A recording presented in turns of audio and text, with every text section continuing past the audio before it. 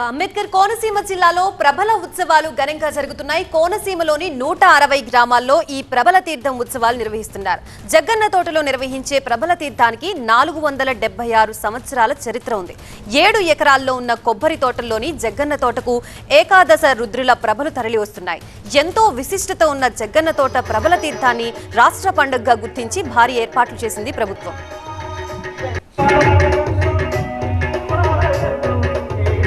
17వ శతాబ్దంలో పెద్దాపురం సంస్థానాధీశులైన వత్సవాయి జగన్నాథ మహారాజు ఈ ప్రబల ఉత్సవాన్ని ప్రారంభించినట్లు చరిత్ర చెబుతోంది.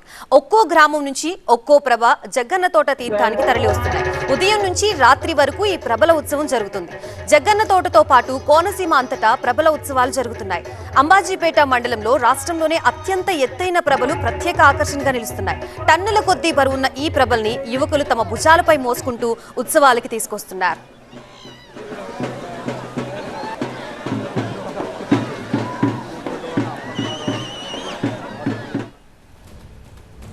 అంబేద్కర్ కోనసీమ జిల్లాలో ప్రబల ఉత్సవాలకు సంబంధించి పూర్తి అప్డేట్స్ ఇవ్వడానికి మా ప్రతినిధి సత్య సిద్ధంగా ఉన్నారు. సత్య,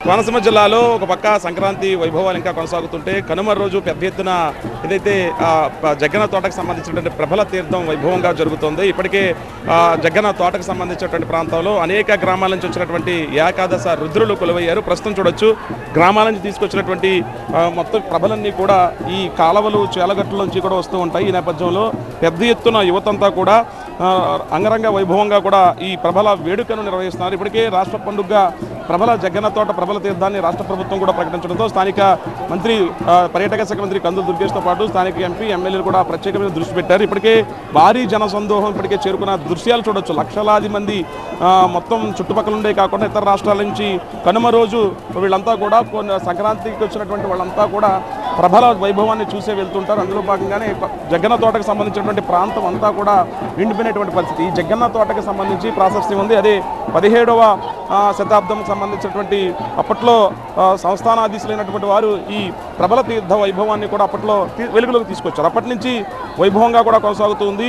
ఇక్కడ చుట్టుపక్కల ఉన్నటువంటి అనేక గ్రామాల నుంచి వ్యాఘ్రేశ్వర స్వామి, గదపూడి నుంచి మేనకేశ్వర స్వామి, అలాగే ఒక్కలంక నుంచి కాశీ విశ్వేశ్వర స్వామి, ఇలాగా ప్రభల మీద ఒక్కొక్కరుగా దేవుళ్ళు కొలువై ఉంటూ ఉంటారు. అలాగా యువకులంతా కూడా గ్రామస్తులంతా కూడా చేరి కాషాయం ధరించి కాషాయం టవలన్నీ కూడా ధరించి వెదురు బొంగుతో చేసిన ప్రభలకు సంబంధించి పూర్తిగా కూడా ఆ స్వామివారిని కొలువై ఉంచుతారు. అలాగే గ్రామాలకు సంబంధించి పాలగుమ్మ గ్రామం కావచ్చు, గంగలకూరు, అలాగే గంగలకూరు అగ్రహారం ప్రభ ప్రత్యేకత ఉంటుంది. ఆ చేల గట్లలోంచి వీళ్ళంతా కూడా కర్రల చేతబట్టి ఆ కర్రల్ని నీటిలో కొడుతూ అలాగే చేలల్లో కొడుతూ ఉత్సాహంగా యువతంతా కూడా ఈ జగ్గన్న తోట ప్రభలన్నీ కూడా ఉత్సవంగా తీసుకొస్తూ ఉంటారు.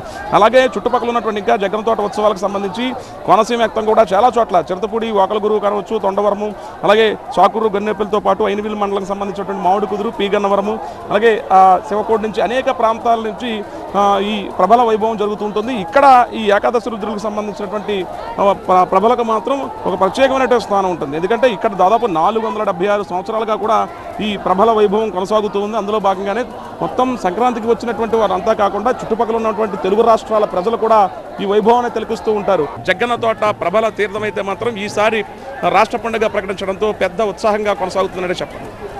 రసూల్తో కలిసి సత్య డివిజన్ జగ్గన్న తోట నుంచి.